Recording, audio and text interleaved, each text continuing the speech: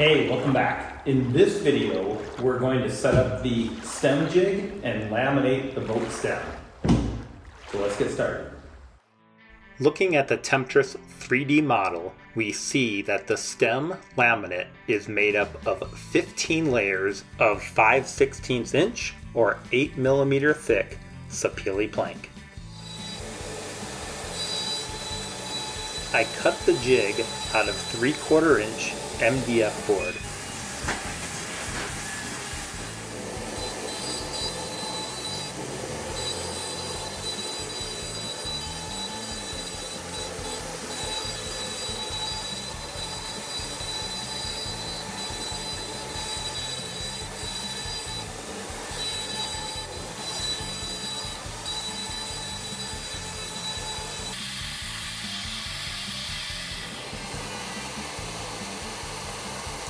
These jigs will be used to align frames and establish the water line, so it's important to engrave the labels and the lines on the jig.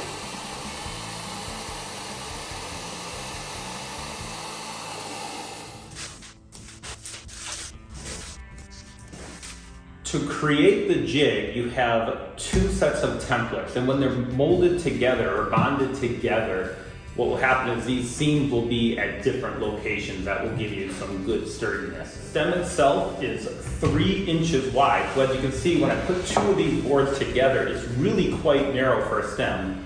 So what I'm gonna do is I cut out a third component so that when I put all three together, I get more stability on the stem. The plans only have 2 sets of jigs that you cut out. So the set that has the lines on it, that obviously needs to be the outer so you can see where to cut and where to line up the frames. So cut 2 sets of those together and we'll have a 3 times 3/4 inch thick jig. Today I decided I don't want to repeat any of the mistakes I made in the past, so I'm gonna put on my bookworm glasses and figure this thing out.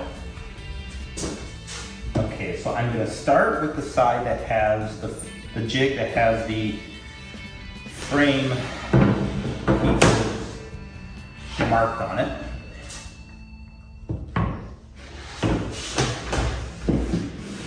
And you'll see they'll come together like that. These come together quite nicely. What you have down here is water line 1, you have a trim line, you have the chine top, frame 1, frame 2, frame 3, and then another trim line down here. So I'm gonna put that together, and then as you'll see, this is the exact same. Okay.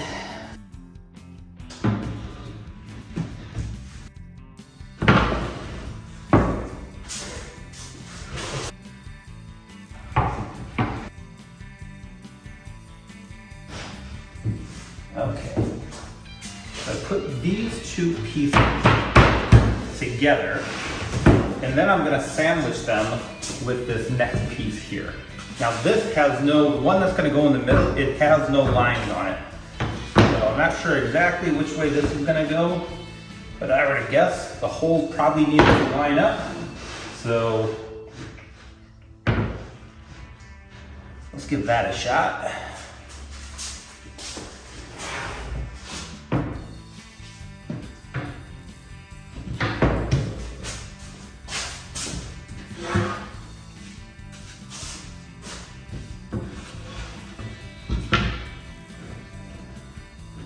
So ultimately, my laminate is going to look like this when it is all together.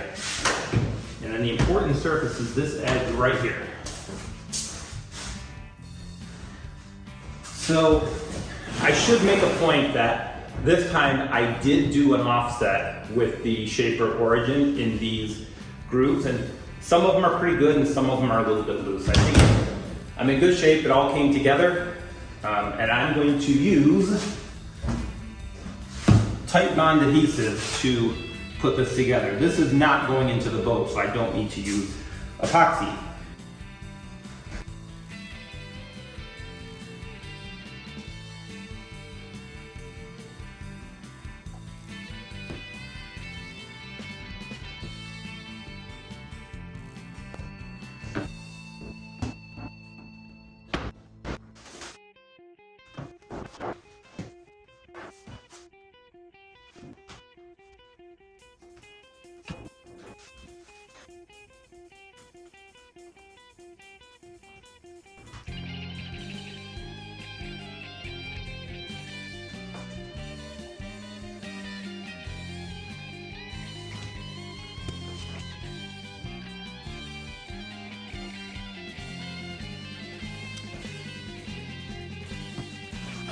So I've got the joint put together. Now what I'm going to do is put wood glue on each of the surfaces and then laminate them up 3 layers high.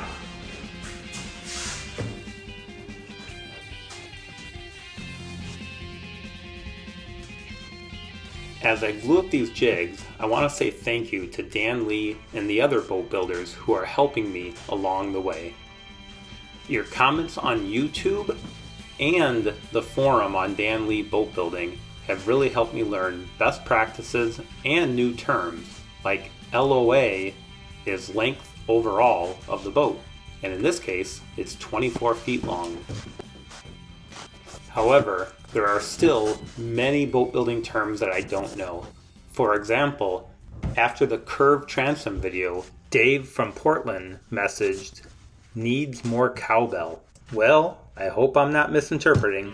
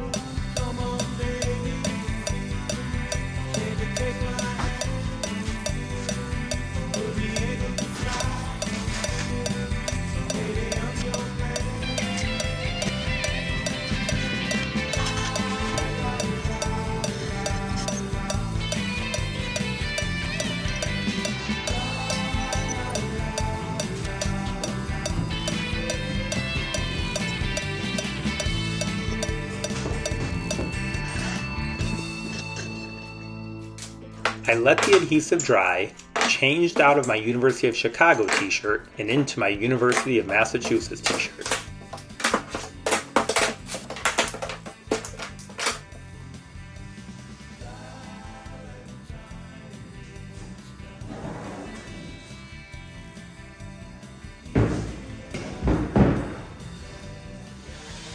Though probably not necessary, I chose to clean up the edges of the laminate.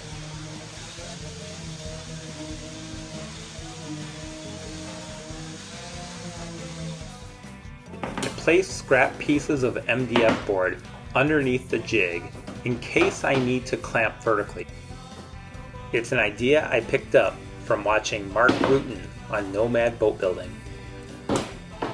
Before clamping all 15 layers of sapele onto the mold, I wanted to see if one board could be bent around the board without cracking.